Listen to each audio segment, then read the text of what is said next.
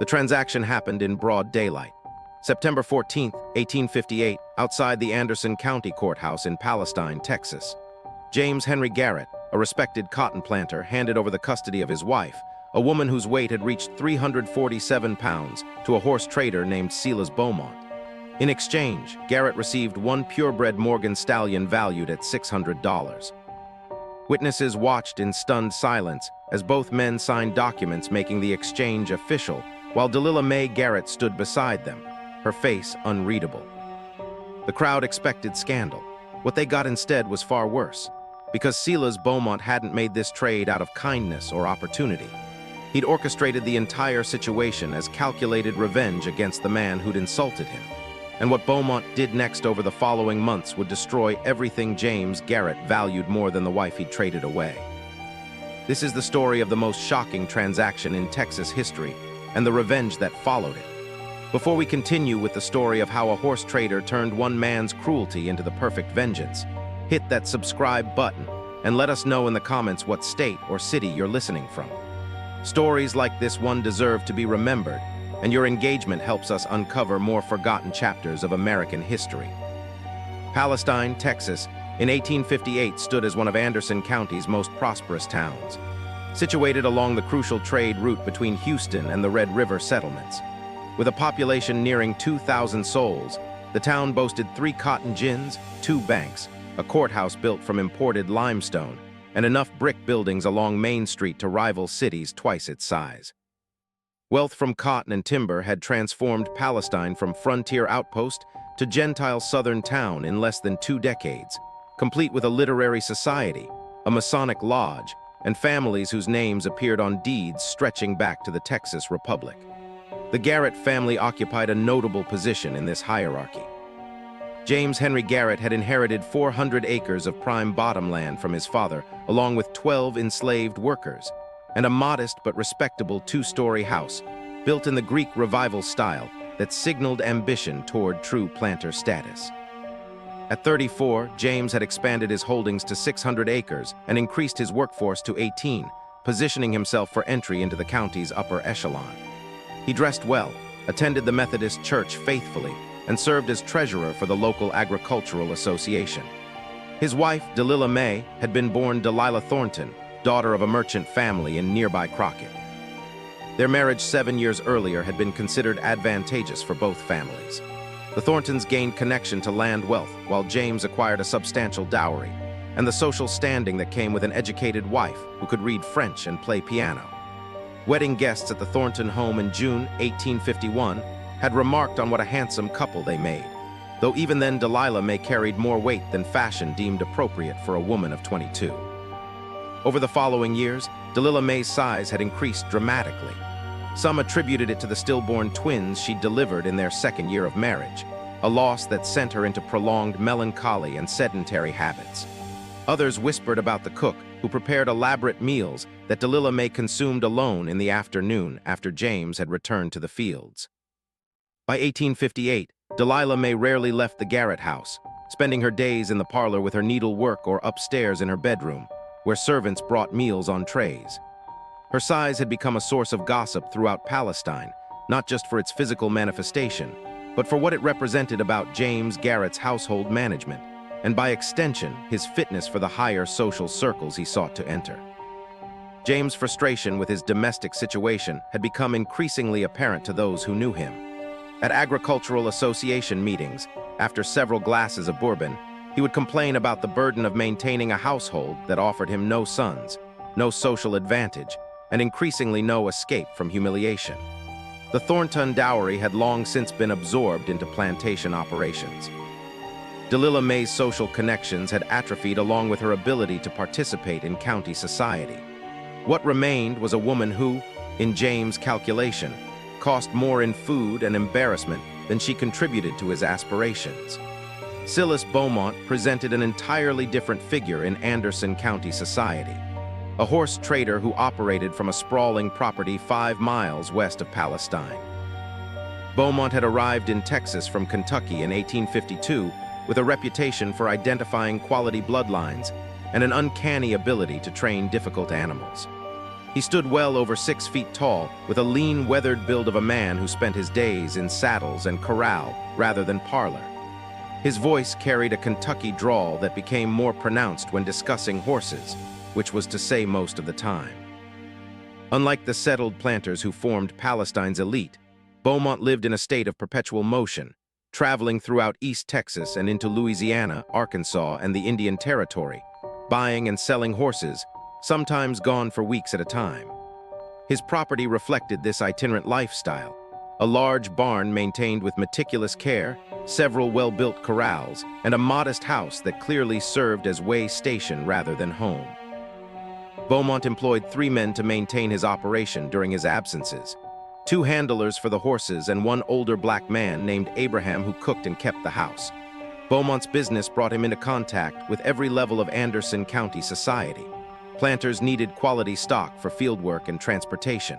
Common farmers required sturdy draft animals. Even the town's Presbyterian minister had purchased a gentle mare from Beaumont for his wife. This democratic approach to commerce gave Beaumont unusual social latitude. He was invited to dine at planter tables when he had horses to show, but he also drank whiskey in establishments where gentlemen feared to be seen.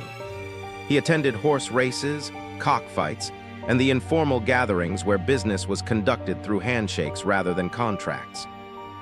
In June 1858, 3 months before the courthouse transaction, Beaumont had sold James Garrett a young gelding that proved to have a split hoof hidden beneath expert grooming.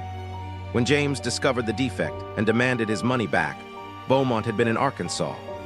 By the time he returned in mid-July, James had already spread word throughout the county about the horse trader's dishonesty, damaging Beaumont's reputation among the planters who formed his most profitable customer base.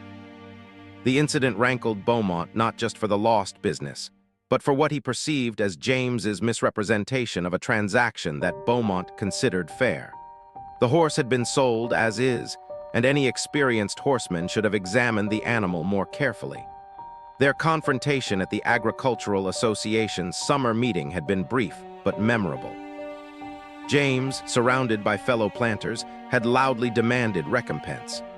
Beaumont, standing alone, had replied that any man who couldn't properly examine a horse before purchase had no business questioning the seller's integrity. The exchange had ended with James ordering Beaumont off the property, and Beaumont responding with a smile that those present would later describe as distinctly unsettling. "I'll have satisfaction for this insult," James had declared. "Name your terms." "I'll consider the matter," Beaumont had replied, still wearing that peculiar smile, "and let you know when I've determined what constitutes fair compensation." The response had seemed odd at the time, Beaumont's Kentucky drawl making it sound almost courteous, though several men present noted the cold calculation in his eyes. In the culture of Southern honor that governed such disputes, James had essentially challenged Beaumont to name the terms of their settlement. What none of them anticipated was how literally Beaumont would interpret that invitation. Throughout August, Beaumont made inquiries around Palestine. He spoke with the Garrett family's house servants at the market, asking casual questions about the household's functioning. He visited the Thornton family in Crockett on the pretext of looking at a mare they had for sale, engaging Delilah May's father in conversation about his daughter's welfare. He attended church services at the Methodist congregation, where the Garretts worshipped, observing from the back row. To those who noticed, Beaumont appeared to be conducting research, though for what purpose remained unclear. Palestine in that summer of 1858 existed in a state of prosperous tension. Cotton prices remained high, encouraging expansion and speculation. Political debates about Kansas and the territories consumed attention in the town's 3 newspapers. Young men formed militia companies with elaborate uniforms, drilling on Saturday afternoons in anticipation of conflicts that still seemed distant and abstract. Beneath this surface animation, the rigid hierarchies of Southern society governed every interaction, and any disruption to established order attracted intense scrutiny. Into this environment, Silas Beaumont brought a proposal that would violate every assumption about how such societies functioned. The first indication that something unusual was developing came on September 10th, when Beaumont appeared at the Garrett Plantation House in mid-morning riding, a magnificent Morgan stallion that drew immediate attention from everyone who saw it. The horse stood just over 15 hands high with a deep chest, powerful hindquarters, and a coat so dark it appeared almost black, except where sunlight revealed hints of deep mahogany. Its bloodlines were evident in every proportion. This was breeding stock worth substantial money, the kind of animal that could establish a planter's reputation for quality. James Garrett came out onto the porch, wiping his hands on a cloth, having been working in his study on plantation accounts. His expression shifted from surprise at the visitor to undisguised interest in the stallion. Beaumont sat easily in the saddle, making no move to dismount. "That's a remarkable animal," James said, descending the porch steps for a closer look. "Morgan stock, sired by Woodbury," Beaumont replied, naming one of the most celebrated Morgan lines. "Dam was pure Justin Morgan descent through Sherman. He's 4 years old, fully trained to saddle and harness both, temperament like silk, and he's already proven himself with 3 mares back in Kentucky. Could sold for top dollar." James circled the horse slowly, running his hands over the stallion's legs, examining teeth, checking confirmation with the eye of someone who understood quality. The horse stood perfectly still, displaying the calm disposition that made Morgan's valuable for more than just appearance. "What's his price?" James asked, though his tone suggested he already knew the figure would exceed his current means. "I'm not here to sell him to you," Beaumont said flatly. "I'm here to offer a trade." James stepped back, confusion crossing his features. "I have nothing that would equal this animal's value." "That's a matter of perspective," Beaumont replied. "I've given considerable thought to our dispute from July and to your challenge that I name terms for satisfaction. I've determined what would constitute fair compensation for the damage you did to my reputation." "Name it then," James said, irritation creeping into his voice. "I won't stand here playing guessing games." Beaumont looked toward the house where a curtain moved in an upstairs window, Delilah May watching from her usual position. "I'll trade you this stallion clear title in exchange for your wife." The words hung in the morning air like something physical. James' face went through several expressions: confusion, disbelief, anger, then something more calculating. "That's absurd. You can't trade a horse for a person for a wife." "Can't I?" Beaumont's tone remained conversational. "You and I both know that property transfers happen every day in Anderson County. Women aren't property under law. True enough, but marriages can be dissolved, custody can be transferred. Your wife's father provided a dowry when you married, effectively a financial transaction. I'm simply proposing a different kind of exchange." "This is madness," James said, though his voice lacked the outrage the situation seemed to warrant. "No court would recognize such an arrangement." "Judge Patterson might see it differently," Beaumont said, naming the circuit judge who presided over Anderson County legal matters, "especially if both parties consent to the arrangement. Your wife's been essentially confined to your house for 3 years now. You've made no secret of your dissatisfaction with the marriage. I'm offering you an opportunity to resolve the situation with a valuable asset to show for it." James stared at the horse trader, his mind visibly working through implications and possibilities. "Why would you want such an arrangement? This makes no sense." "My reasons are my own," Beaumont replied, "but I assure you they're entirely practical. I maintain a household that requires management. Your wife was educated by the Thornton family. She can read, write, keep accounts, manage servants. Those are useful skills. Her current physical condition doesn't concern me. I'm offering you freedom from a situation you've complained about publicly for 2 years, plus an asset worth $600. That's more generous than you deserve, considering the damage you did to my business." The conversation continued for another 20 minutes, with James raising objections that Beaumont systematically addressed. The legality could be managed through creative paperwork. Delilah May's consent would be obtained. Beaumont seemed confident on this point, though he didn't explain why. The social scandal could be weathered, particularly if James emerged from the situation with a valuable stallion that would enhance rather than diminish his status. Throughout the discussion, Beaumont sat motionless on the Morgan while James paced the yard in front of his house. Finally, James asked the question that revealed where his thinking had led. "How would such an arrangement be documented?" Beaumont produced a folded paper from his coat. "I've already drafted terms. Judge Patterson has reviewed the language and confirmed it falls within his authority to notarize, provided both parties and your wife all sign freely." The transaction would be recorded at the courthouse as a mutual agreement dissolving your marriage and transferring custody. That's the legal term we'll use to me in exchange for valuable consideration. The stallion's title transfers to you simultaneously.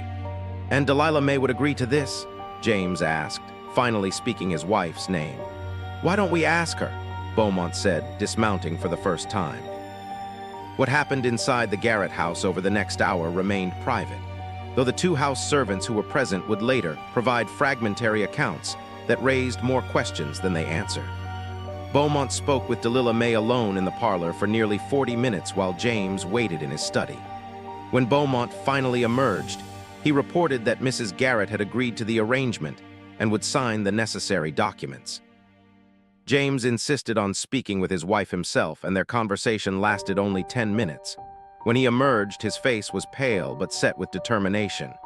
"We'll proceed," he said, "but I want this done properly at the courthouse with witnesses." "Agreed," Beaumont said. 4 days from now, September 14th, 10:00 in the morning. Bring your wife. I'll bring the horse and the documentation. The 4 days between that conversation and the courthouse meeting became a period of intense speculation throughout Palestine. Rumors began circulating by that evening. Fragmentary accounts from the Garrett house servants, observations from neighbors who had seen Beaumont's extended visit, whispered theories about what kind of business transaction would require such secrecy. By September 12th, enough people knew that something unusual was planned that a small crowd began to gather outside the Anderson County Courthouse that morning, drawn by gossip and morbid curiosity. September 14th, 1858, dawned clear and hot with the kind of oppressive humidity that made clothing stick to skin and tempers turned short. By 9:30, more than 40 people had gathered in and around the courthouse, ostensibly conducting normal business, but actually waiting to see what would unfold. Judge Patterson had cleared his morning docket, and the courthouse clerks prepared documents with unusual care, aware that whatever was recorded today would be scrutinized for years to come. James Garrett arrived at 9:45 in his best carriage, driven by one of his enslaved workers. Delilah May sat beside him, wearing a dark blue traveling dress that attempted to accommodate her size, while maintaining some semblance of style. Her face showed no emotion that observers could read, neither distress nor satisfaction, just a kind of blank neutrality that made those watching uncertain about her state of mind. Silas Beaumont arrived precisely at 10:00, leading the Morgan Stallion and carrying a leather document case. He wore a formal coat over his usual rough clothing, the contrast emphasizing his outsider status. Judge Patterson met all three parties in his chambers along with 2 courthouse clerks who would serve as witnesses. The documents that were signed that morning were later described by those who saw them as the most unusual legal instruments ever processed through Anderson County. The primary contract, written in Beaumont's clear hand on heavy paper, contained precise language. James Henry Garrett agreed to dissolve his marriage to Delilah May Garrett and transfer full custody and responsibility for her welfare to Silas Beaumont. In exchange, Beaumont would transfer title to the Morgan Stallion to James Garrett, along with breeding rights and full documentation of bloodlines. Both parties acknowledged receiving valuable consideration in the exchange. A separate document signed by Delilah May alone stated her consent to the arrangement and her voluntary acceptance of Beaumont's custody and protection. The language carefully avoided specific terms that might make the arrangement legally challengeable, while still creating a binding agreement that all parties understood. Judge Patterson notarized both documents after questioning each signer individually about their free consent. His face throughout the proceeding remained professionally neutral, though several witnesses later reported that his hand hesitated before applying his seal to the papers. The entire proceeding lasted less than 30 minutes. When the parties emerged from the courthouse, James Garrett held the Morgan's lead rope while Silas Beaumont stood beside Delilah May. The crowd that had gathered watched in shocked silence as the exchange was completed on the courthouse steps in full daylight, as public and official as any property transaction in Anderson County history. James mounted the Morgan and rode away without looking back at his former wife. Beaumont helped Delilah May into a wagon he'd brought for the purpose, then drove west toward his property. The crowd dispersed slowly, people speaking in hushed voices about what they'd witnessed, uncertain whether they'd seen a scandal, a tragedy, or something so far outside normal social bounds that no familiar category could contain it. The Palestine newspaper printed nothing about the transaction. The county's social elite closed ranks around the Garrett name, treating the matter as something too unsightly to acknowledge. But in kitchens and workshops, in the market square, and at the Cotton Gin, people talked about nothing else for weeks. Some called it the most shameful moment in Anderson County history. Others saw it as a kind of rough frontier justice, Beaumont taking satisfaction for the insult James had delivered. Almost no one in those first weeks considered what Delilah Mae Garrett thought about the arrangement, and almost no one anticipated what was about to unfold on Silas Beaumont's property west of town. The 5 mi between the Palestine courthouse and Silas Beaumont's property seemed to stretch far longer in Delilah Mae's perception. She sat beside Beaumont in the wagon, her hands folded in her lap, watching the familiar landscape pass. Cotton fields she'd driven past countless times, the Hutchkins farm where she'd once attended a quilting bee, and the crossroads where the Palestine Road intersected with the old Indian trace. Everything looked exactly as it always had, yet she was traveling through it as an entirely different person than she'd been that morning. Beaumont said nothing during the ride, his attention on the horses and the road. Delilah Mae appreciated the silence. The events of the past 4 days had left her drained of words, though not of thought. Her mind continued working through what had happened and what was about to happen, testing the boundaries of her new situation, like someone learning to walk after a long illness. When Beaumont had first approached her in the Garrett parlor 4 days earlier, Delilah Mae had been sitting by the window with needlework in her lap, the same position she occupied most afternoons. She'd heard his voice downstairs speaking with James. Then the house servant had summoned her to receive a visitor. Her immediate assumption had been that some crisis required her attention, possibly related to James's business affairs. Instead, Beaumont had presented his proposal with the same straightforward manner he might use to discuss horse breeding. He wanted to trade a stallion for her. James had challenged him to name terms for satisfaction, and these were his terms. The arrangement would be entirely legal and properly documented. Most importantly, and this was the point where Beaumont's voice had taken on an intensity that made Delilah Mae focus completely on his words, the arrangement offered her something she'd lost 3 years ago: agency over her own life. "Your husband confines you to this house," Beaumont had said. "Treats you like an embarrassment he can't solve. You have education, intelligence, capabilities he doesn't value because he can only see your size. I'm offering you the opportunity to use those capabilities in managing my household and business affairs. You'll work, Mrs. Garrett. You'll be useful. That's more than your current situation provides." The conversation had lasted 40 minutes, and by the end of it, Delilah Mae had asked only one substantive question. "What do you gain from this arrangement?" Beaumont's answer had been simple, and she sensed truthful satisfaction. "Your husband insulted me publicly and damaged my business, taking away what he considers a burden while making him acknowledge the transaction publicly. That's worth more to me than money." Now, as they approached Beaumont's property, Delilah Mae saw it with fresh eyes. The house was smaller than she'd expected, a story and a half, built from local timber with a covered porch and stone chimney. The barn, by contrast, was substantial and well-maintained with fresh paint and sturdy fencing. Several horses grazed in paddocks beyond the barn, and 3 men working near the corral stopped to watch the wagon approach. Abraham, the older black man Beaumont employed, came out onto the porch as they arrived. He was perhaps 60, with gray hair and the careful dignity of someone who'd learned to navigate complex social situations. His eyes took in Delilah Mae's arrival with no visible surprise, though he must have heard rumors about what had transpired at the courthouse. "Abraham, this is Mrs. Garrett," Beaumont said, helping Delilah Mae down from the wagon. "She'll be managing the household from now on. Please show her through the house and help her get settled." "Yes, sir," Abraham replied, his tone neutral. To Delilah Mae, he said, "This way, ma'am." The house's interior surprised her with its orderliness. The main room combined kitchen and sitting area with a simple table, several chairs, and a cast iron stove that looked recently installed. 2 doors led to smaller rooms, one clearly Beaumont's bedroom, the other a storage area converted into a second sleeping space. Everything was clean but Spartan, the home of someone who spent minimal time indoors. "Mr. Beaumont's gone most weeks," Abraham explained, showing Delilah May around. "He keeps the house simple because he's not here to use much of it. I've been doing the cooking and cleaning, but it's more than one person can manage properly, especially with the horsework as well." Over the next several hours, as Abraham answered her questions and showed her how the property functioned, Delilah May began to understand Beaumont's household. He employed Abraham and the two handlers, but the operation was expanding beyond what three men could effectively manage. Correspondence piled up unanswered.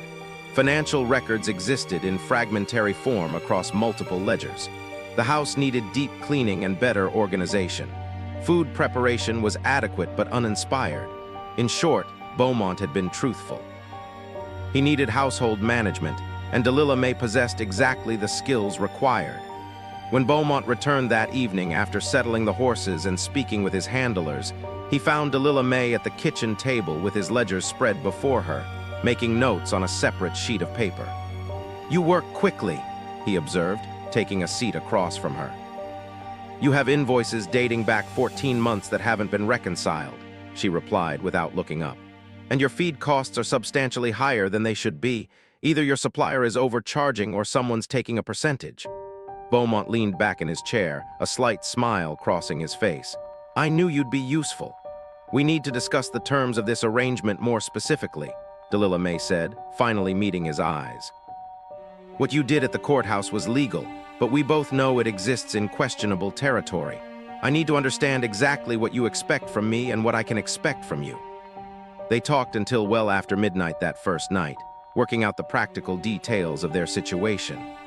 Delilah May would manage all household affairs, keep Beaumont's business records, handle correspondence, and oversee the domestic side of the property. In return, she would have autonomy over those domains, a guaranteed allowance for personal expenses, and the understanding that Beaumont's custody was administrative rather than proprietary. The arrangement was employment, not ownership, regardless of what the courthouse documents technically stated. "And the social situation?" Delilah May asked. "People will talk. They'll assume certain things." "Let them talk," Beaumont said. "I'll be gone most of the time anyway. What matters is that you'll be doing useful work instead of sitting in a parlor waiting for your husband to be embarrassed by your existence." The blunt acknowledgement of her situation with James should have stung, but instead Delilah May felt something close to relief. Beaumont dealt in plain facts, not social pretense. There was freedom in that directness. Over the following weeks, Delilah May transformed Beaumont's household. She implemented systems for record-keeping that made his business finances clear at a glance. She negotiated better prices with suppliers, catching the feed cost irregularity Beaumont had been too busy to notice. She reorganized the house, established proper meal schedules, and began teaching Abraham more sophisticated cooking techniques using recipes from her mother's collection. The physical labor involved in managing a working property, combined with regular meals rather than the afternoon binges that had characterized her life at the Garrett house, began affecting her health. She lost weight gradually, but noticeably, and more importantly, she regained the energy and focus that had drained away during her years of confined inactivity. Abraham proved an excellent collaborator. He'd been born enslaved in Kentucky and purchased his freedom in 1845, then worked his way to Texas, doing various jobs before Beaumont hired him. His experience navigating social hierarchies made him adept at managing the subtle complexities of their unusual household. He answered curious questions from visitors with polite vagueness and helped Delilah May understand the local networks of commerce and reputation that governed business in Anderson County. Beaumont's two handlers, brothers named Curtis and Martin Yarrow, were initially uncertain about Delilah May's presence, but quickly came to appreciate the improvements in daily operations. They'd been handling their own cooking and domestic needs alongside horsework, and having those responsibilities lifted made their jobs considerably easier. Curtis, the older brother, possessed a gift for training difficult horses. Martin had an eye for bloodlines and conformation that rivaled Beaumont's own expertise. The property began functioning like a proper business rather than a loosely organized operation run by a man who was rarely present. When Beaumont returned from his trading trips, he found detailed reports on expenses, correspondence answered, and decisions made in his absence that consistently proved sound. Palestine society, meanwhile, struggled to categorize what had occurred. The Garrett family name retained enough standing to prevent open scandal, but people whispered. James appeared at agricultural association meetings with the Morgan Stallion, which became a topic of admiring conversation. Everyone agreed the horse was magnificent. Fewer people inquired about Mrs. Garrett, and James offered no information. The general understanding, never stated explicitly, was that the marriage had dissolved under circumstances best left unexamined. Delilah May's family in Crockett received a letter from her explaining that her circumstances had changed and that she was now managing a household and business affairs for Mr. Beaumont.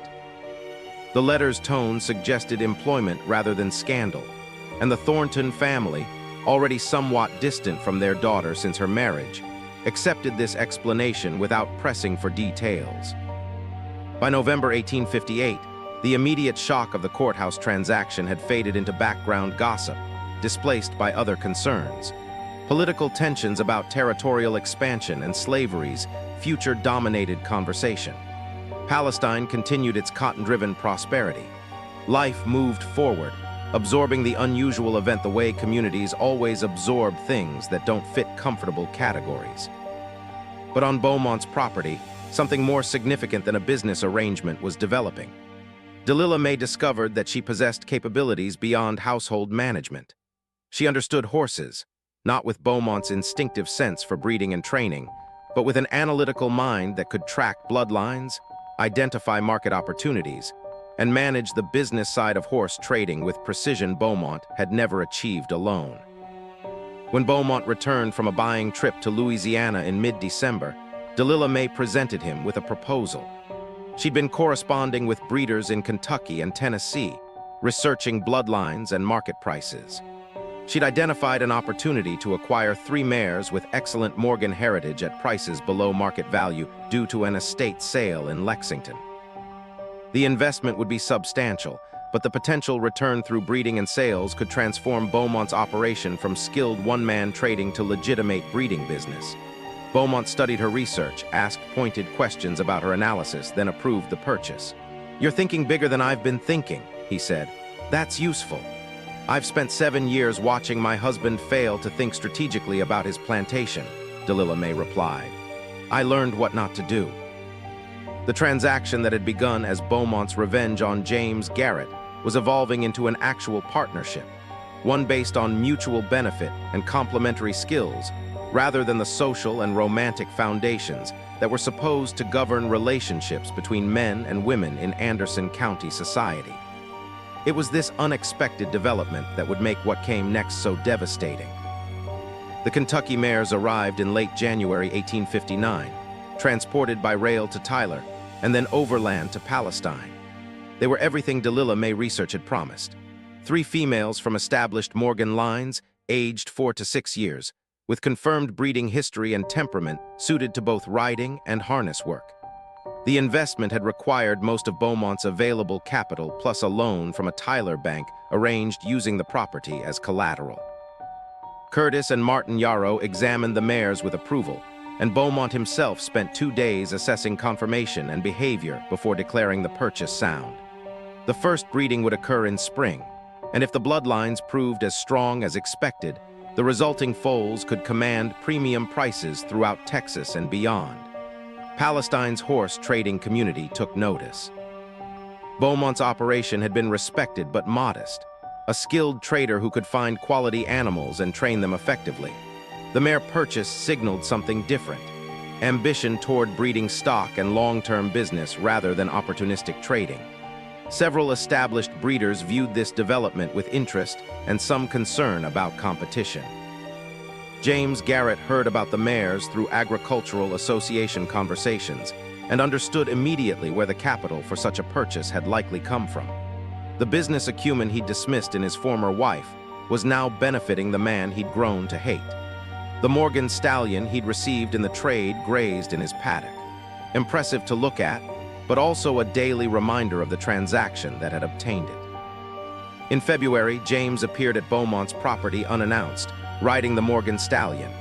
Delilah May was working at the kitchen table with account books when she heard hooves approaching and looked out to see her former husband dismounting in the yard. She met him at the door before he could knock. "What do you want, James?" His eyes took in the changes visible even from the porch. Her reduced size, her direct gaze, the confidence in her posture that had been absent during their marriage. "I want to discuss the terms of our agreement," he said. "There's nothing to discuss. The agreement was executed legally and is final." "I'm prepared to offer new terms," James said. "I'll pay Beaumont double the stallion's value to reverse the arrangement." Delilah May felt something cold settle in her chest. "I'm not a horse that can be traded back and forth at your convenience." "You signed documents giving Beaumont custody," James replied. "That makes you subject to negotiation." "No," Delilah May said simply. "The answer is no. Whatever arrangement you want to propose, discuss it with Mr. Beaumont. I'm telling you now that I won't agree to any reversal." James's face hardened. "You've forgotten your place remarkably quickly." "I've found my place," Delilah May corrected. "And it's not as your wife. Leave, James." He stood there for another moment, clearly wanting to say more, then turned and remounted the Morgan. As he rode away, Delilah May noticed Curtis Yarrow watching from the barn, having apparently observed the entire exchange. When Beaumont returned that evening from business in Tyler, Delilah May told him about James's visit. Beaumont listened without interrupting, then said, "He'll be back." Men like Garrett can't tolerate losing, especially when the loss becomes public knowledge. The mayor's made it public. Everyone in the county knows where the capital came from. "What will you do if he makes a formal offer?" Delilah May asked. "I'll refuse," Beaumont said. "The arrangement we have works. I'm not interested in renegotiating." But James Garrett's appearance had been a reconnaissance rather than a negotiation. What he'd seen at Beaumont's property, the improvements, the organization, the obvious success of the household in business, had confirmed his suspicions about where his former wife's capabilities were now directed. The knowledge festered. Throughout March and April 1859, James began making inquiries around Palestine about the legal status of the courthouse documents.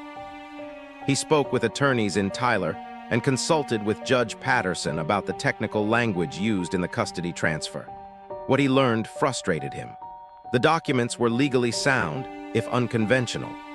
Breaking the agreement would require proving either coercion or incompetence, and James himself had publicly asserted Delilah May's free consent at the courthouse. His focus shifted toward Beaumont's business operations. If he couldn't legally reclaim his former wife, he could potentially damage the enterprise she was helping to build. James began spreading rumors about Beaumont's financial situation, suggesting the mere purchase had over-leveraged the property. He questioned the breeding quality of the new stock in conversations with other horse breeders. He made it known that he considered Beaumont's operation unsound and advised against doing business with the horse trader. The campaign was subtle but effective. Several potential buyers who had been considering horses from Beaumont's property decided to look elsewhere. A breeding contract that Curtis Yarrow had been negotiating for the Morgan stallion fell through after the other party expressed concerns about Beaumont's financial stability. Delilah May recognized the pattern from her years observing plantation society. This was reputation warfare, the kind of social combat that could destroy businesses without any direct confrontation. She brought her concerns to Beaumont in early May. "Garrett's poisoning your business relationships," she said. "We need to counter it directly."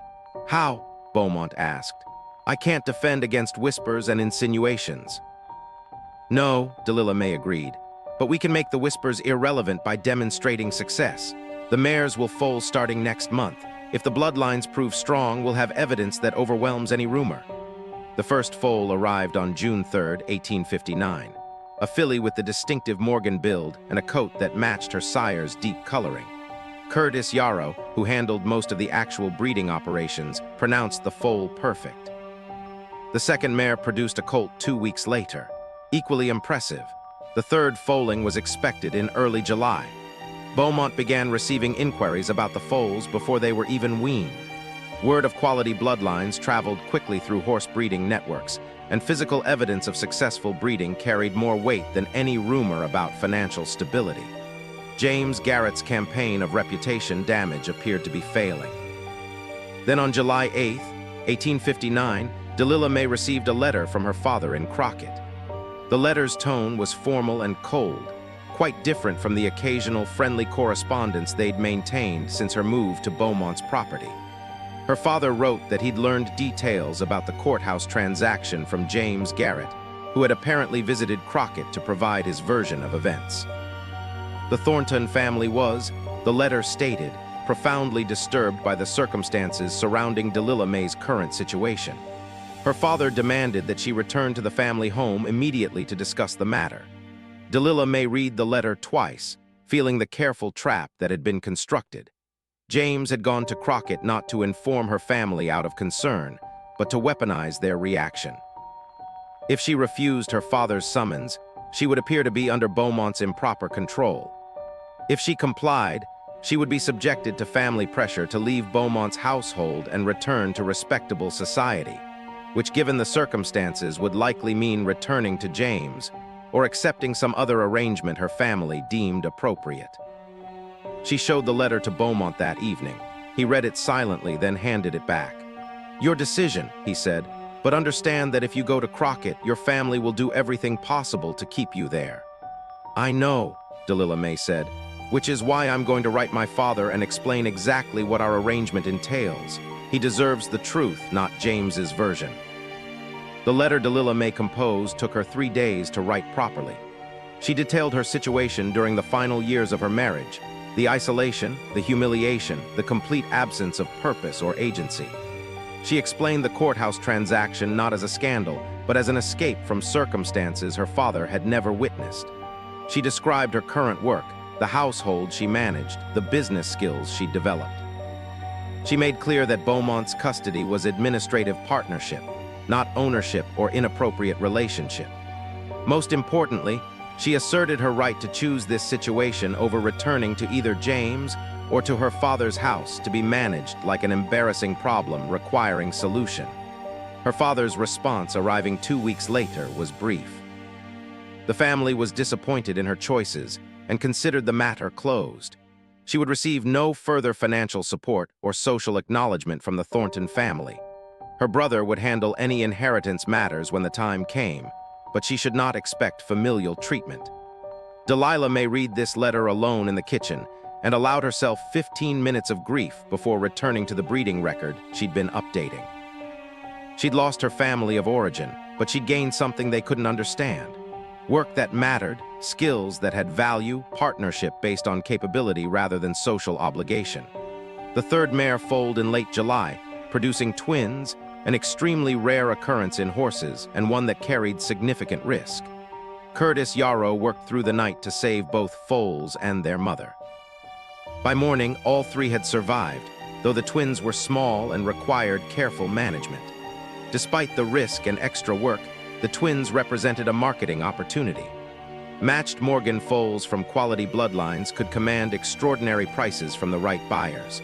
Delilah May immediately began corresponding with breeders and wealthy horse enthusiasts throughout the South, promoting the unusual birth. By August, Beaumont's operation had shifted from merely profitable to genuinely successful. The original investment in the Kentucky mares had paid for itself through stud fees and advanced sales on the foals. The property's reputation within horse breeding circles had expanded beyond East Texas. Delilah May's business management had transformed what had been skilled individual trading into a legitimate commercial enterprise. James Garrett watched this success with increasing fury. The courthouse transaction he'd agreed to, thinking he was ridding himself of a burden, had instead empowered the very person he dismissed as worthless while simultaneously benefiting his enemy. Every conversation in Palestine about Beaumont's breeding success was an implicit reminder of James' miscalculation. In September 1859, James made one final attempt at direct negotiation. He appeared at Beaumont's property with a formal written proposal. He would pay $3,000, several times the original stallion's value, to reverse the custody arrangement. The document was properly drafted with spaces for Beaumont's and Delilah May's signatures. Beaumont received him in the yard, not inviting him into the house. Delilah May watched from the porch while Abraham stood nearby, his presence a quiet statement of household solidarity. "I'm not interested in your offer," Beaumont said after reading the proposal. "That's an extraordinary sum," James replied. "More than your entire property is worth." "Nevertheless," Beaumont said, handing back the document, "the arrangement we have suits me perfectly. Mrs. Garrett has proven invaluable to my operations. Why would I give that up? She's my wife," James said, his voice rising. "The document said custody, not ownership, which means the arrangement can be modified." "She was your wife," Beaumont corrected, "and the custody arrangement stands as executed. The matter is closed." James looked past Beaumont to where Delilah May stood on the porch. "You actually prefer this, working like a servant for a horse trader. You could return to proper society." "I prefer useful work to decorative confinement," Delilah May replied. "The answer is no, James. It will always be no."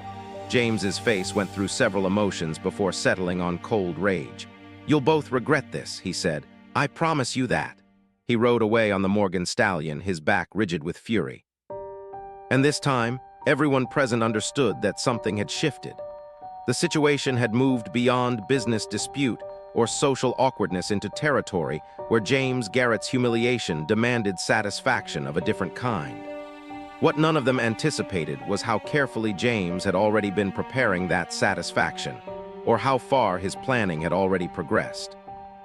The first indication of real danger came not from James Garrett directly, but from an unexpected quarter. In late September, Abraham mentioned to Delilah May that he'd encountered one of James's enslaved workers at the Palestine market. The man named Joseph had approached Abraham privately and delivered a cryptic warning. "Tell Mrs. Garrett to be careful. Mr. James is planning something bad." When pressed for details, Joseph had shaken his head. "I don't know exactly what, but he's been meeting with men from Tyler. Rough men, not planters, and he's been asking questions about Mr. Beaumont's schedule, when he's home, when he's traveling." Delilah May brought this information to Beaumont that evening. His reaction was immediate and serious. "Garrett's hiring violence," he said. "That's what those meetings mean." "For what purpose?" Delilah May asked, though she already suspected the answer. "To destroy what he can't reclaim," Beaumont replied. "If he can't reverse the arrangement legally, he'll eliminate it physically." Over the next 2 weeks, Beaumont made quiet preparations. He spoke with Curtis and Martin Yarrow about maintaining vigilance around the property. He purchased 2 additional rifles and distributed them among his workers. He varied his travel schedule to make patterns less predictable. Most significantly, he began sleeping in the barn rather than the house, reasoning that any attack would likely target him directly. Nothing happened. The October weeks passed peacefully with autumn work proceeding normally. The Morgan foals continued growing strong. Several sales contracts were finalized, and Beaumont's breeding reputation continued expanding. The warning from Joseph began to seem like excessive caution, or perhaps even James' attempt at intimidation rather than precursor to actual violence. Then on the night of October 23, 1859, everything changed. Beaumont had left for Arkansas 3 days earlier, planning to be gone for a week pursuing a buying opportunity. His absence was known throughout Palestine. He'd mentioned the trip at several businesses in town while making preparations. The property's defense therefore fell to Curtis and Martin Yarrow, Abraham and Delilah May herself. The attack came at 2:00 in the morning. Delilah May woke to Abraham pounding on her bedroom door, shouting about fire. She emerged to see orange light flickering through the windows. The barn was burning. She ran outside in her night dress to chaos. The barn's entire west side was engulfed in flames, and she could hear horses screaming inside. Curtis and Martin were already working to open the barn doors and lead animals out, while Abraham had begun hauling water from the well, though everyone knew the fire was already too large to fight effectively. Through the smoke and confusion, Delilah May caught glimpses of figures moving in the darkness beyond the fire's light. At least 3 men on horseback watching from a safe distance. Not helping, not fleeing, just watching. The next 30 minutes existed in fragments of memory that Delilah May would never fully piece together coherently. Curtis managed to lead 6 horses to safety before the barn's roof began collapsing. 2 of the Kentucky mares and the Morgan stallion's first filly were trapped inside when the structure fell. their screams cutting off suddenly as burning timber buried them. The other foals survived only because they'd been in a paddock rather than the barn, and Martin managed to lead them away before the fire spread. By the time the barn's roof completely collapsed in a shower of sparks, Delilah May stood in the yard with her face blackened by smoke, watching everything Beaumont had built burn. The 3 riders she'd glimpsed earlier had vanished. Palestine's volunteer fire brigade arrived near dawn, too late to save the barn, but in time to prevent the fire from spreading to the house or other outbuildings. They worked until mid-morning containing the blaze, then stood among the smoking ruins discussing the cause. The fire marshal, a Palestine merchant named Harov, made his assessment quickly. "Arson," he said, pointing to scorch marks on the barn's west side. "Someone used accelerant here and here. This wasn't an accident." "Who would do such a thing?" Curtis Yarrow asked, though his tone suggested he already knew. "That's for the sheriff to determine," Hargrove replied. "But whoever did this knew their business, professional work." The sheriff arrived later that day, interviewed everyone present, examined the remains, and took notes. He asked if anyone had enemies or knew of threats against the property. Delilah May mentioned James Garrett's previous visits and barely veiled threats, but carefully avoided giving the sheriff enough information to understand the full context of their dispute. She knew that explaining the courthouse transaction would undermine rather than support any case against James. "I'll look into it," the sheriff said in the tone of someone who'd already decided the investigation would lead nowhere. Arson was notoriously difficult to prove without witnesses, and the men Delilah May had glimpsed in the darkness were long gone. Beaumont returned from Arkansas 2 days later to find his barn destroyed, 3 valuable horses dead, and his operation's physical infrastructure severely damaged. He stood in the ruins for a long time without speaking, his face showing no emotion while Curtis Yarrow detailed what had happened.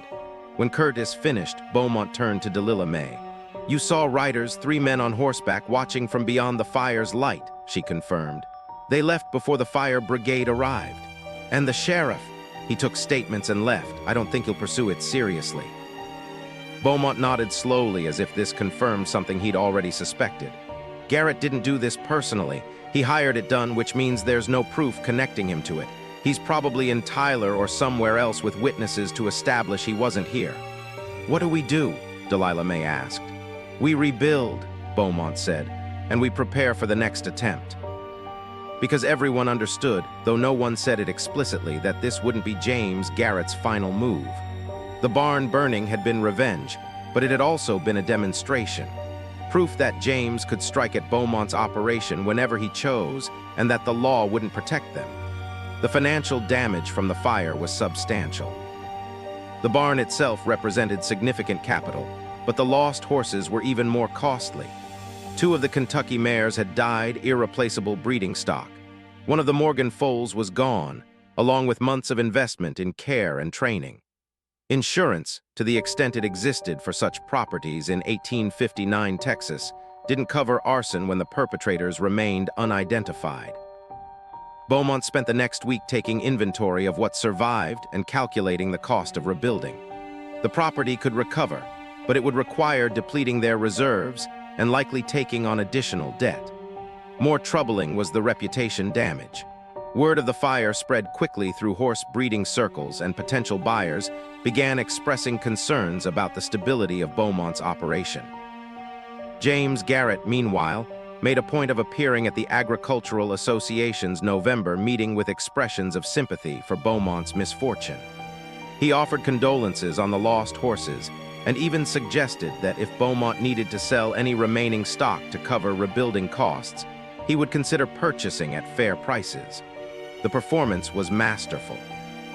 James positioned himself as magnanimous neighbor rather than vengeful enemy, and several men present commented on his generous spirit. Only those who understood the full context of the situation recognized the display for what it was, a public assertion of victory. Delilah May watched all this from a distance through reports from Abraham and the Yarrow brothers who heard the gossip in Palestine. She spent her days working through Beaumont's finances, trying to find paths toward recovery that didn't require selling their remaining breeding stock at depressed prices. It was during this period of financial crisis that Delilah May discovered something that changed her understanding of their entire situation. She'd been reviewing Beaumont's correspondence files, looking for potential buyers or business contacts who might provide favorable terms for rebuilding loans. Deep in a stack of letters from 1858 before the courthouse transaction, she found an exchange between Beaumont and a horse breeder in Kentucky that referenced James Garrett specifically. The Kentucky breeder had written asking about potential customers in East Texas for Morgan bloodstock. Beaumont's response, dated July 1858, included this paragraph. James Garrett of Palestine has money but lacks judgment in horse flesh. He recently purchased a gelding from me and later complained about a minor defect demanding refund. I suspect he seeks to establish reputation as difficult customer to negotiate future discounts. I don't recommend him as buyer unless you want trouble. The letter was dated weeks before the famous dispute at the Agricultural Association meeting, which meant the split hoof incident that had supposedly triggered Beaumont's desire for revenge had been known to Beaumont well in advance of their public confrontation. Delilah May sat with the letter for a long time, understanding crystallizing slowly.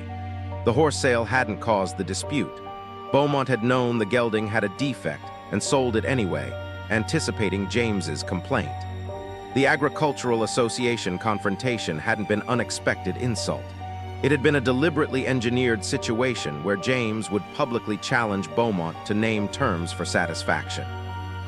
Everything that followed, the courthouse transaction, the custody arrangement, the building partnership between Beaumont and Delilah May, had been Beaumont's planned response to a situation he'd created intentionally.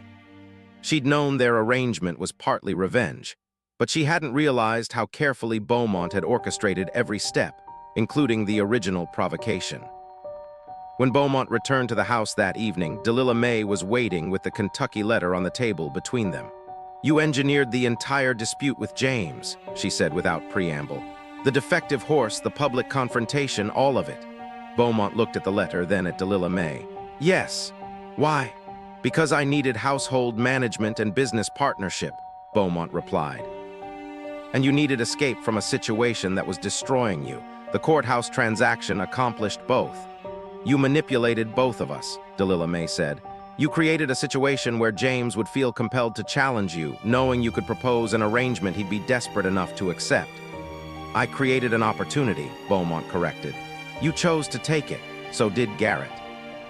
I didn't force either of you to sign those documents." Delilah May felt anger and something else. Grudging respect for the calculation involved, mixed with recognition that Beaumont's manipulation had indeed given her capabilities and purpose she'd lost during her marriage. "What happens now?" she asked. "James burns down your barn, maybe kills us next. Was that part of your planning?" "No," Beaumont admitted. "I underestimated how far Garrett's pride would drive him. That's my miscalculation." They sat in silence for several minutes, the candles burning down between them, both understanding that they'd reached a critical juncture. The partnership they'd built, regardless of how it had been initiated, was now threatened by escalating violence neither of them had anticipated. "We need to end this," Delilah May said finally, "before someone dies." "Agreed," Beaumont replied. "The question is how." What neither of them yet realized was that James Garrett had already decided how their situation would end, and his plan was far more comprehensive than a burned barn. The answer to Beaumont's question arrived 2 weeks later, though not in any form either he or Delilah May anticipated. On November 18th, 1859, the Anderson County Sheriff appeared at Beaumont's property with a deputy and a formal warrant. The charge was fraud, specifically misrepresentation in the courthouse transaction of September 1858. James Garrett had filed a complaint alleging that Beaumont had coerced Delilah May into signing the custody documents, that the transaction had been fundamentally fraudulent, and that Beaumont had profited from illegal manipulation of his former wife. The warrant demanded that Beaumont appear at the courthouse for examination by Judge Patterson, with possible criminal charges to follow depending on the hearing's outcome. The timing was deliberately chosen. Beaumont was scheduled to leave for Louisiana in 2 days for a crucial breeding negotiation, and the hearing would force him to remain in Palestine. "This is absurd," Beaumont said, reading the warrant. "Mrs. Garrett signed those documents freely with the judge present. That's for the court to determine. the sheriff replied. The hearing is set for day after tomorrow, 10 in the morning. Don't consider leaving town. That would make things considerably worse. After the sheriff left, Delilah May and Beaumont sat at the kitchen table with the warrant between them, understanding the sophistication of James' strategy. He couldn't prove Beaumont had burned the barn, but he could weaponize the very documents that had made their arrangement legal. By alleging fraud and coercion, James transformed himself from a aggrieved party into protector of his former wife's interests. "He'll testify that you manipulated me," Delilah May said, "that I couldn't have freely consented because of my circumstances during our marriage, my isolation, my size, my dependence on him. He'll paint me as victim rather than participant, which undermines everything you've accomplished here," Beaumont observed. "If the court accepts that argument, it declares you incompetent to make decisions about your own life." "Exactly," Delilah May said. "Either I was coerced, which makes you a criminal, or I was competent, which makes James look foolish for the original transaction. He's betting the court will find coercion more acceptable than admitting you chose this situation." The hearing 2 days later filled the courthouse with spectators drawn by gossip about the unusual case. James appeared with an attorney from Tyler, a persuasive speaker named Fulton who specialized in property disputes. Beaumont and Delilah May arrived together without legal representation. Beaumont couldn't afford an attorney after the barn fire, and the speed of the hearing had left no time to arrange proper defense. Judge Patterson presided with visible discomfort, clearly wishing this matter had never entered his courtroom. He'd notarized the original documents, which made him partly complicit in whatever had occurred. Fulton opened by painting a picture of Delilah May's situation during her marriage, isolated, humiliated, dependent entirely on her husband's provision. He called James to testify about his former wife's increasing size and withdrawal from society, emphasizing how these factors had made her vulnerable to exploitation. "Mr. Beaumont," Fulton said during his presentation, "identified Mrs. Garrett's weakness and exploited it for his own benefit. He manipulated a vulnerable woman into signing documents that effectively made her his property, all under guise of legal transaction. This is fraud of the worst kind, taking advantage of someone's desperate circumstances for personal gain." When Beaumont's turn came to respond, he had no attorney to filter his words. He stood before Judge Patterson and spoke directly. "Mrs. Garrett signed those documents of her own free will in this courthouse with you as witness. She's since demonstrated through her work managing my household and business that she's perfectly capable of making sound decisions. The fraud here isn't mine. It's Mr. Garrett's attempt to undo a legal transaction because he's realized it benefited everyone except him." "And what of the custody language?" Judge Patterson asked. "That was unusual phrasing." "It was honest phrasing," Beaumont replied. "I took responsibility for Mrs. Garrett's welfare in exchange for valuable consideration. That's exactly what happened. Whether that makes people uncomfortable is separate from whether it was legal." The hearing continued through the afternoon with testimony from several witnesses about Delilah May's current situation. Abraham described the household's normal functioning.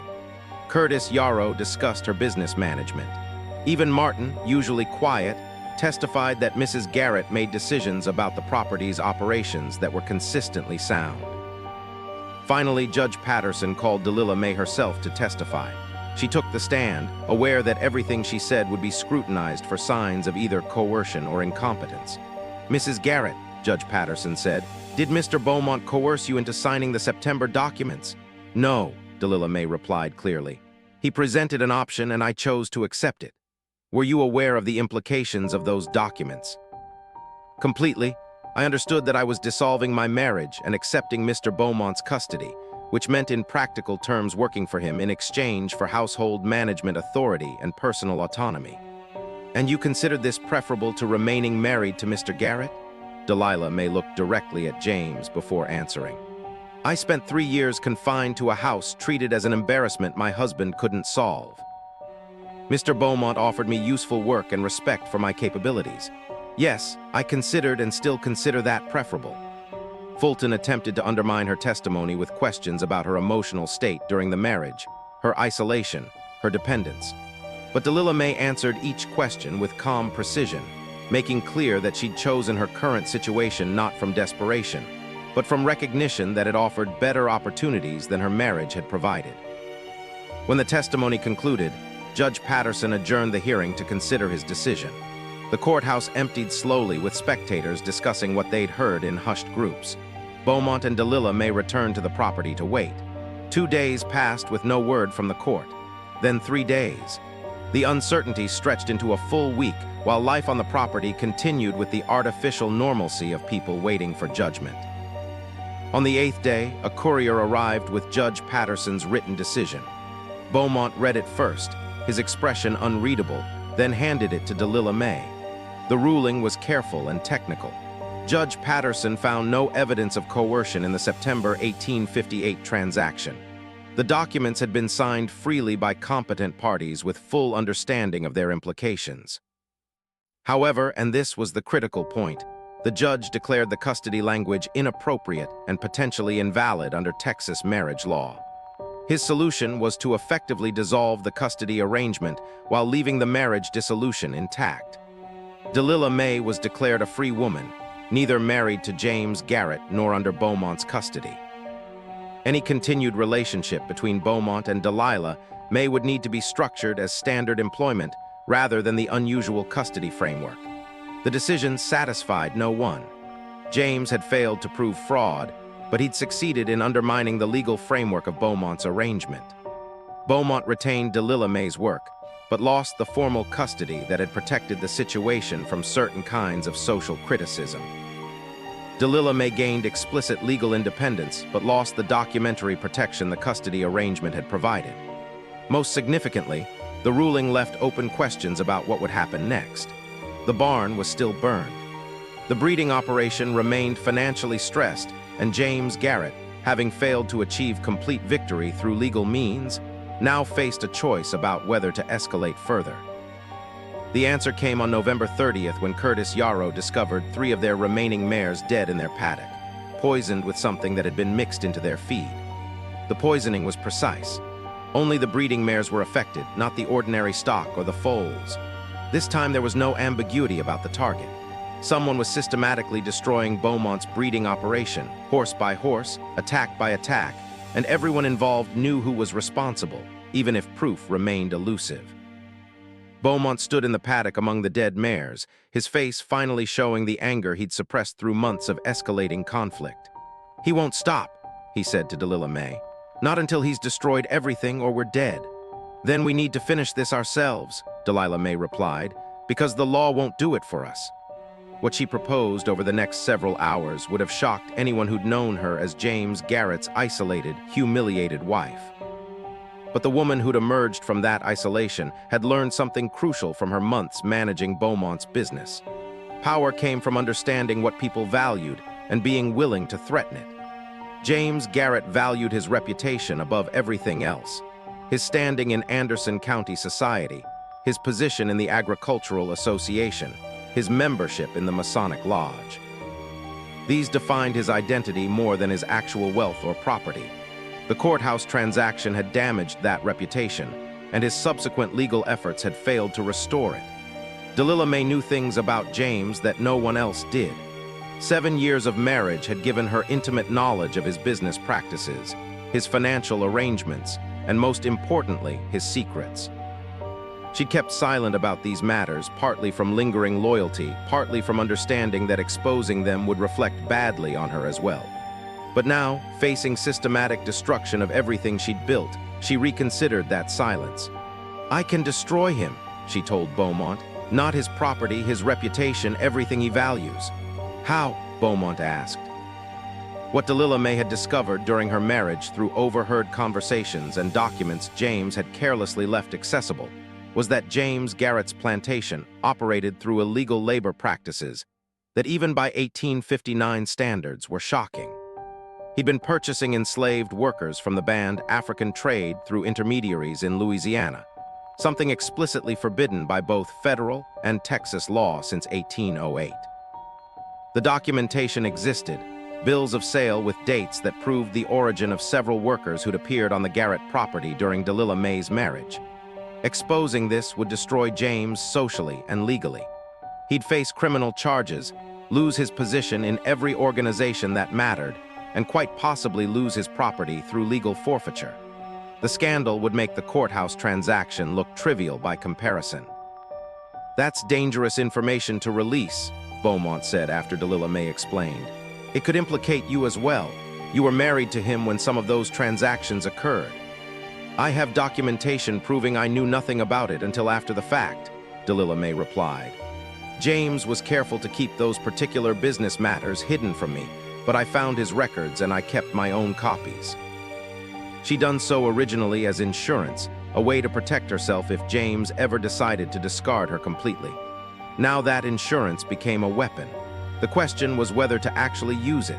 Exposing James would end his attacks, but it would also create a scandal that would touch everyone involved. Beaumont's reputation would survive. He was already outside respectable society. But Delilah May would forever be known as the woman who destroyed her former husband's life, and that reputation would follow her regardless of how justified the revelation might be. They debated through the night, weighing options and consequences. By morning, they'd reached a decision not to expose James publicly, but to threaten exposure privately and see if that threat would be sufficient to end his campaign. Beaumont drafted a letter that laid out exactly what Delilah May knew about James' illegal labor purchases, including specific dates, amounts, and the Louisiana intermediaries involved. The letter concluded with a straightforward proposition. James would cease all attacks on Beaumont's property and leave them both alone, or the information would be delivered to the federal marshal in Tyler and to every newspaper in East Texas. Curtis Yarrow delivered the letter to the Garrett plantation personally, handing it to James in front of his house with explicit instructions to read it immediately. James read the letter, his face going through visible transformations as he understood what Delilah May was threatening. When he finished, he looked up at Curtis and said simply, "Tell Beaumont I understand." For 3 weeks, nothing happened. No more attacks, no legal maneuvering, no contact at all. Life on Bowman's property slowly returned to normal operations. The dead mares were replaced through purchases that depleted their remaining reserves. Rebuilding the barn began with lumber purchased on credit. The Morgan foals continued their development and breeding contracts were cautiously negotiated. James Garrett appeared at Agricultural Association meetings, but avoided any mention of Beaumont or the courthouse transaction. He interacted with other planters on normal business matters, his behavior giving no indication of the threat hanging over him. To those watching from outside, it seemed the conflict had simply exhausted itself. But those directly involved understood the precarious balance that had been achieved. James held back by threat of exposure. Beaumont and Delilah May protected by knowledge they possessed, but couldn't safely reveal without destroying themselves as well. And this stalemate, fragile and unsatisfying to everyone, was how the situation stood when winter arrived in Anderson County, bringing cold rain and the kind of gray skies that matched everyone's mood about how things had been resolved.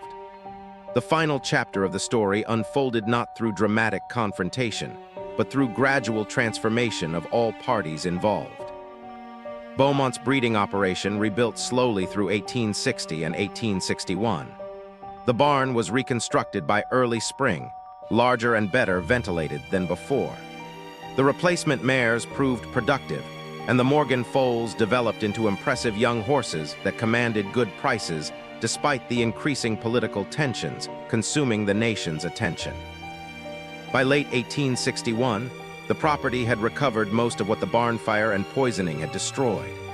Delilah May's role in this recovery was substantial and increasingly public.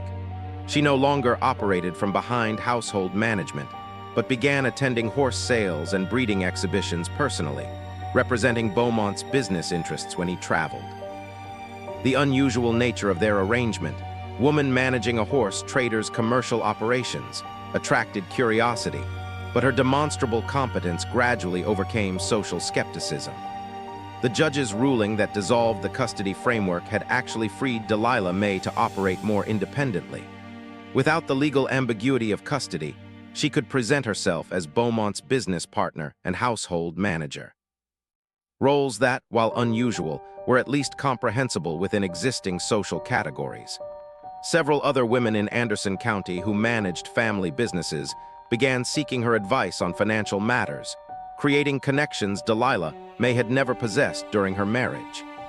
James Garrett, meanwhile, retreated into increasingly rigid conventionality.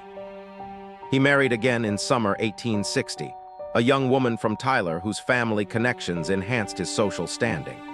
He continued serving in the Agricultural Association and maintained his plantation operations with meticulous attention to propriety.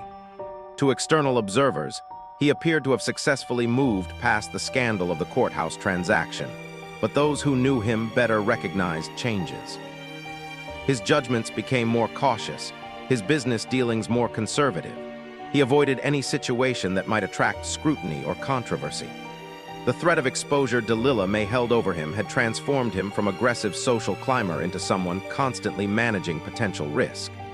The Morgan stallion he'd received in the original transaction remained in his paddock, a daily reminder of the exchange that had defined all their fates. James never bred the horse or sold it, keeping it instead like a trophy whose meaning had become increasingly ambiguous over time. When Texas seceded in February 1861 and war became inevitable, all three principals in the courthouse transaction faced its consequences. Beaumont continued horse trading, but now dealt primarily with Confederate military buyers who needed quality stock for cavalry and artillery. The work was profitable but carried risks. Travel became more dangerous, and military authorities sometimes requisitioned horses at prices below market value. James joined the Confederate militia as an officer, leveraging his social position into a captain's commission. He served primarily in administrative roles, managing supply logistics rather than seeing combat. His new wife ran the plantation during his absences, relying on overseer management that proved less effective than James' direct supervision. Delilah May kept Beaumont's business functioning throughout the war years, managing increasingly complex arrangements as Union blockades and Confederate currency problems disrupted normal commerce. She developed barter networks that allowed them to acquire necessary supplies, and she negotiated with military authorities on horse requisitions with skill that often secured better terms than forced seizure would have provided. The war years created opportunities for women to assume business roles that peacetime society would have denied them. And Delilah May used those opportunities to fully establish herself as a legitimate commercial figure in Anderson County. By 1863, people referred to Beaumont's operation with the understanding that Delilah May managed much of its daily functioning. The threatened exposure of James' illegal labor practices never occurred. Delilah May kept the documentation carefully preserved, but the chaos of war made such revelations seem less significant than simple survival. Moreover, as her own position stabilized, the weapon lost some of its appeal. Using it would create scandal that might touch her as well, and she no longer needed that level of destruction to protect herself. James appeared to understand this calculation, and the fragile truce between them solidified into something more permanent. They avoided each other when possible and maintained cold courtesy when circumstances required interaction. The courthouse transaction became an acknowledged but unmentioned piece of Anderson County history, the kind of scandal people knew about but didn't discuss in polite company. Beaumont himself changed least among the principals. He continued traveling for horse trading, returning to Palestine with quality stock and trusting Delilah May with management during his absences. His business flourished despite war disruptions, partly because military demand for horses remained constant, and partly because Delilah May's management proved more effective than his own solo operations had ever been. The partnership they'd begun through manipulation and revenge had evolved into something genuine. Mutual respect based on complementary skills and shared interest in the business's success. Whether it would be characterized as friendship, business association, or something more complex was unclear and perhaps irrelevant. It worked, which was what mattered to both of them. When the war ended in spring 1865, Anderson County faced its own reconstruction. Confederate currency became worthless, requiring all business arrangements to be renegotiated. Federal occupation brought new authorities and regulations. The plantation economy that had structured society began its slow collapse as slavery ended, and labor relationships had to be completely reimagined. James Garrett's plantation struggled through this transition. His Confederate officer service made him subject to initial federal scrutiny, though he faced no serious charges. The labor force he'd built through questionable means dispersed as freedom came, and rebuilding with paid workers proved more expensive and less efficient than his previous operations. His social position, so carefully cultivated before the war, meant less in the changed circumstances of Reconstruction Texas. Beaumont's operation, by contrast, adapted relatively smoothly. Horse breeding and trading continued under similar economic principles regardless of political changes. The business Delilah May had helped build functioned on commercial relationships rather than enslaved labor, making transition easier. They sold horses to federal cavalry units at the same prices they charged Confederates, indifferent to political loyalties in favor of reliable customers. By 1867, nearly a decade after the courthouse transaction, the situation had reached a kind of final resolution. James Garrett remained a diminished but respectable planter, his reputation intact enough to function in county society, but lacking the prominence he'd once possessed. His second marriage produced 3 children, giving him the family he'd wanted. He never again attempted to reverse or challenge the September 1858 documents. Delilah May emerged as a recognized business figure in Anderson County.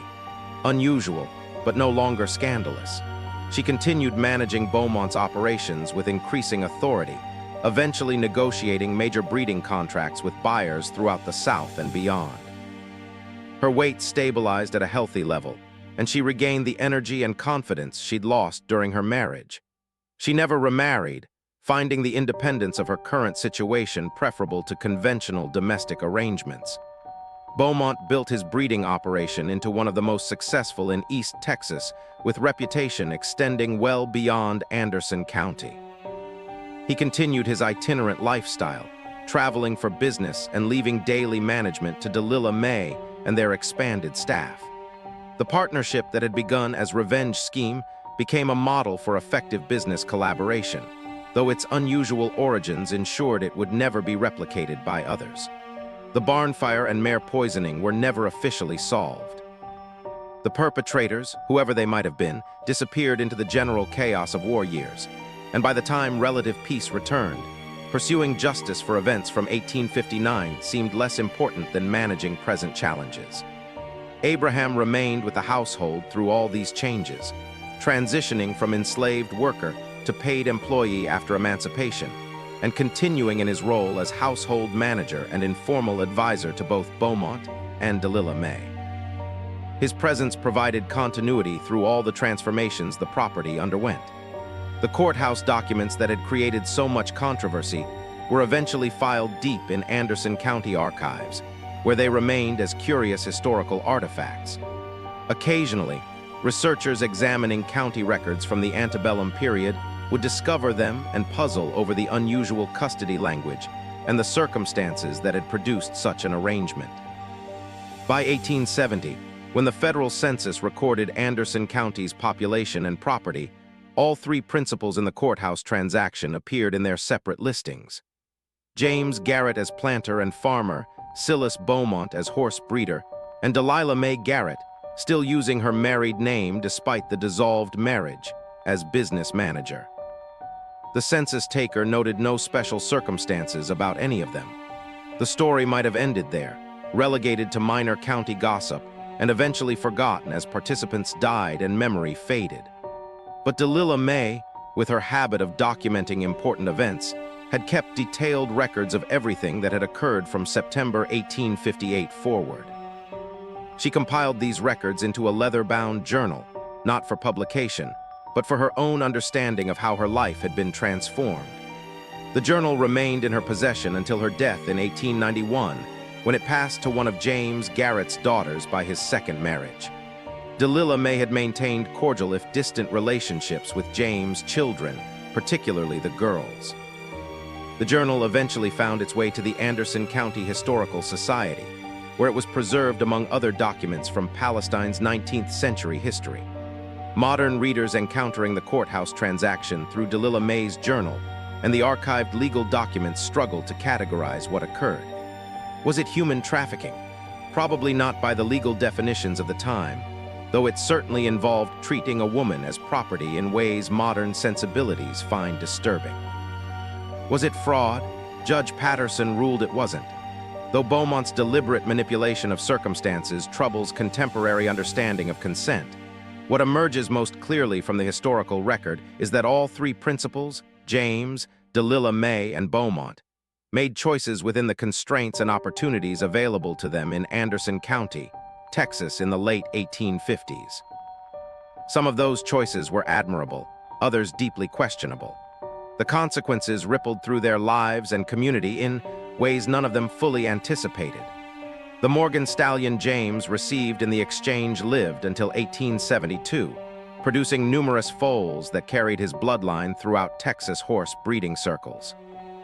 Descendants of those horses can still be found in modern Morgan registries, their pedigrees traceable back to the animal that was traded for a woman's custody on a September morning in Palestine.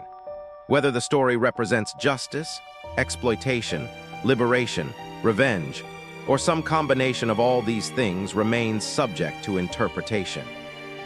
What is certain is that it happened exactly as the courthouse documents and Delilah May's journal recorded.